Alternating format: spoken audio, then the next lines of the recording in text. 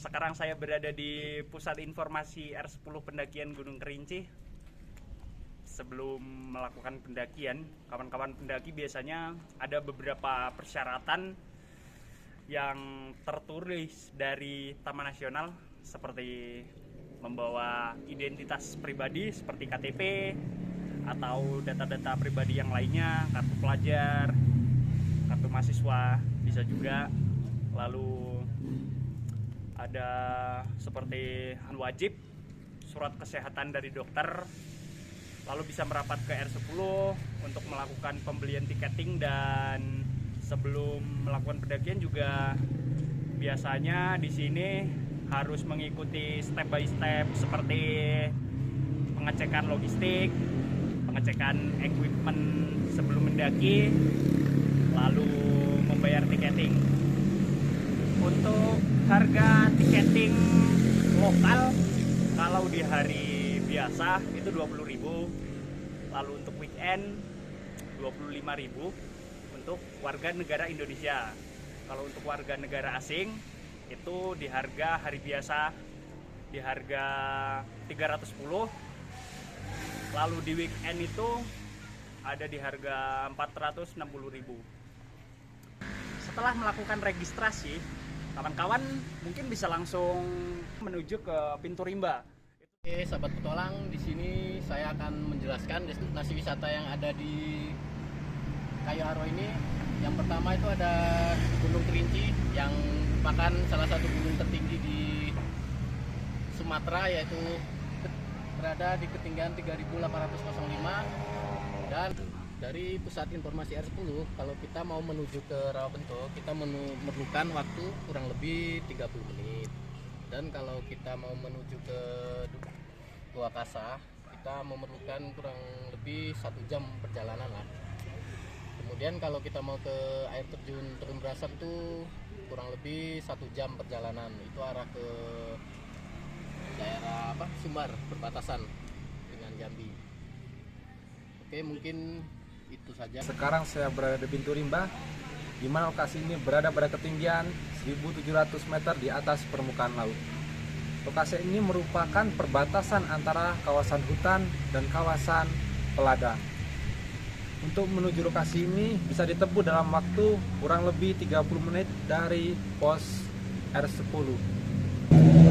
Mendaki gunung bukanlah hal yang sesuai dengan aktivitas sehari-hari karena banyak halangan rintangan. Untuk itu, sebelum kita memulai, kita harus mematuhi SOP, di antaranya seperti dilarang melanggar norma kesopanan, merusak alam, dan juga membunuh binatang yang ada di kawasan hutan. Sebelum kita memulai perjalanan kembali, kita harus benar-benar melakukan pengecekan kembali apakah semua perlengkapan sesuai dengan yang kita bawa sebelumnya. Jangan sampai ada yang tertinggal ataupun terlupakan, sehingga kita terhindar dari segala kemungkinan risiko ke depannya. Pastikan teman-teman selalu menggunakan jasa pemandu agar terjaga keamanan dan kenyamanan selama melakukan perjalanan pendakian. Cerita tentang perjalanan di Gunung Kerinci dari Baku Panjang menuju Batu Lumut tuh kita bisa ketemu di Sumatera, terus Siamang, terus yang penting kalau untuk pendakian ya kita saling menjaga, dan untuk jangan buang sampah sembarangan, jangan untuk nebang-nebang pohon, untuk jenis vandalisme lah tidak boleh untuk di Kerinci, saling menjaga aja. Buat teman-teman pendaki di pos Pondok Panorama ini, tempatnya sangat luas, bisa untuk istirahat melanjutkan perjalanannya ke jalur satu. Dan di Pondok Panorama itu ada jenis satwa yang biasanya hadir, yaitu kayak tupai. Itu ada beberapa jenis yang mau berdekatan dengan kita. Shelter 1 di ketinggian 2.500. Biasa teman-teman istirahat dan mendirikan tenda di sini. Setelah istirahat kita menuju ke shelter 2 di ketinggian 2.700. Kita dapat menemukan kantong semar. Nah, selain itu teman-teman, kita bisa melihat pemandangan yang sangat indah, kebun teh ataupun desa-desa terlihat dari situ sangat jelas. Nah, di sini shelter 2, shelter 1 dan shelter 2. Jarak tempuhnya kurang lebih 2,5 jam sampai 3 jam. Oke, di sini saya akan menyampaikan informasi kepada kawan-kawan dari shelter 2 ke 3. Dari shelter 2 ini dengan ketinggian 3.100 dan shelter 3 ini dengan ketinggian 3.100. Itu membutuhkan waktu estimasi 1 jam atau 1,5 jam. Shelter 2 menuju shelter 3 ini banyak ditumbuhi tanaman cantigi dan dengan pemandangan indah, dan terdapat terowongan tikus yang ditumbuhi pepohonan berakar. Saya akan menceritakan sedikit untuk pendakian Gunung Kerinci dari shelter 3 ke puncak.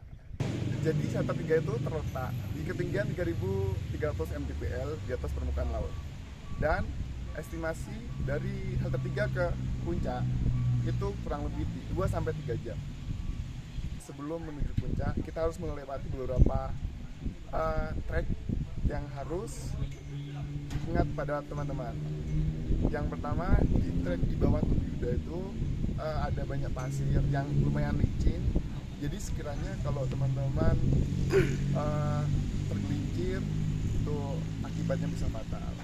Dan di atas batu gantung kayak gitu juga. Oke, jadi seketika kita tiba di puncak, kita tidak boleh mendekati bibir kawah atau berfoto terlalu ke pinggir, karena di sana tidak ada pembatas amannya gitu. Jadi seketika kita di puncak itu tidak boleh lebih dari jam 9 maupun jam 10, karena asap belerang dari puncak Kerinci itu pasti akan naik gitu dan bisa berbahaya bagi kesehatan kita gitu. Nah, jadi Sebaiknya, di Gunung Kerinci selain aktivitas pendakian yang bisa kita lakukan dengan estimasi 8-10 jam dengan 2 hari 1 malam, teman-teman juga bisa melakukan berbagai aktivitas lainnya. Bagi yang punya minat khusus, terutama untuk pengamatan burung, pengamatan satwa lainnya, baik flora dan fauna, itu dapat dilakukan di wilayah Kerinci Utara, pada khususnya di Gunung Kerinci. Jadi terima kasih, itu tadi beberapa penjelasan dan gambaran dari kami kelompok 2 pada pelatihan interpreter yang dilaksanakan oleh PD Al-HK Pekanbaru. Semoga informasi yang kami berikan dapat bermanfaat dan informatif. Dan sekian dari kami, ketemu lagi tahun depan. Estimasi waktu pendakian Gunung Kerinci yang dimulai dari pos R10 pendakian sampai ke puncak. Ini kita dari pos R10 pendakian menuju ke pintu rimba itu 30 menit sampai 40 menit. Di pintu rimba kita biasanya itu melakukan sedikit pemanasan, berdoa.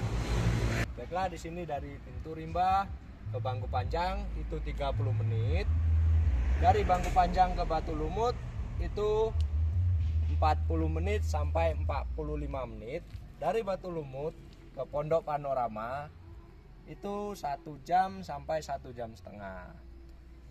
Dari Pondok Panorama ini kita ke shelter 1 itu butuh waktu 1,5 jam sampai 2 jam. Dan perjalanan ke shelter 2 itu memakan waktu 3 sampai 4 jam perjalanan. Di shelter 2 kemungkinan bisa ke shelter 3 kalau cuaca memungkinkan.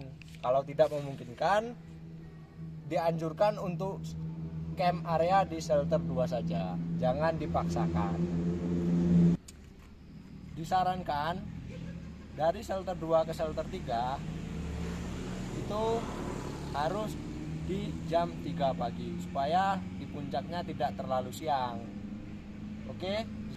Kalau bisa jangan terlalu dekat dengan bibir kawah karena terlalu membahayakan untuk semua peserta. Dianjurkan untuk take off dari puncak itu lambat-lambat pukul 9 pagi.